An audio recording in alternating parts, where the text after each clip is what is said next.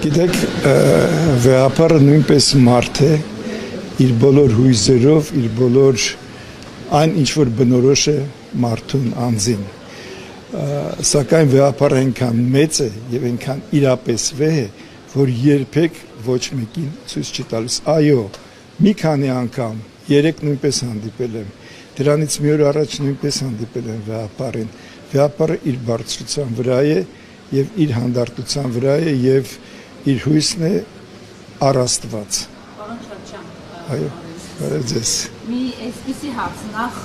տարօրինակ է իսկապես, որ բժիշկները չեն արձագանքում, որովհետև Իսկ ով ասես չեն արձագանքում։ Թույլ տվեք շարունակել, հաճախ են Փաշինյանի ելույթները ոչ adekvat համարել մի շարք մարդիկ, այդ թվում իրավաբաններ, կոչ արվեց նախ բժիշկներին կազմակերպել այսպիսի մի քննարկում եւ վերլուծել նրա վարքագիծը արդեն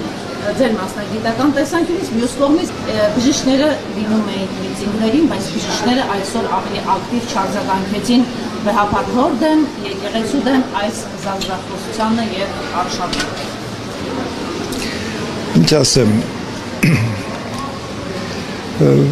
որոշակիորեն համաձայն եմ ձեզ հետ, այո, համաձայն եմ ձեզ հետ, բայց այն որ ձեր ասեցիք ձեր հարցի առաջի հատվածը,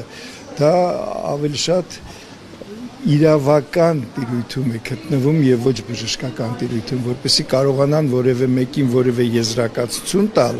կամ որևէ մեկի արարքին բուժական եզրակացություն տալ, բժշկական եզրակացություն, դրա համար պետք է լինի փորձագիտական հանձնաժողով։ Այսինքն Փաշինյանին նրա առողջական վիճակը եւ նրա խոսքը գնահատելու համար պիտի փորձագիտական հանձնաժողով։ Այո, մնացյալ բոլոր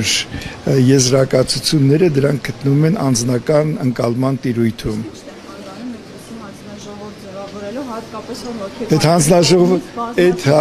Այդպիսի հանձնաժողով պետք է ձևակերպի առողջապահության նախարարությունը։ Կարծում եք քաղաքական թիմի անդամ այդ հանդգնությունը կունենա։ Իհարկե ոչ։